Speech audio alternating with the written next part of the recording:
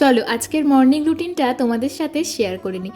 আজকে মোটামুটি অনেক সকাল সকালে ঘুম থেকে উঠে গিয়েছিলাম। আসলে কি জানো তো, একটা কথা আছে না, মানুষ হচ্ছে অভ্যাসের দাস।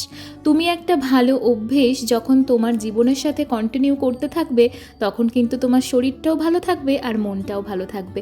আজকে অনেক দিন পর ইয়োগা প্র্যাকটিস করলাম আর বেশ ভালো লাগছিল। যাই হোক, তারপরে ফ্রেশ হয়ে ঠাকুরের পুজোর ফুল গুছিয়ে রাখলাম আর তারপর খেলাম আমন্ড বাদাম আর তার সাথে একটা কলা।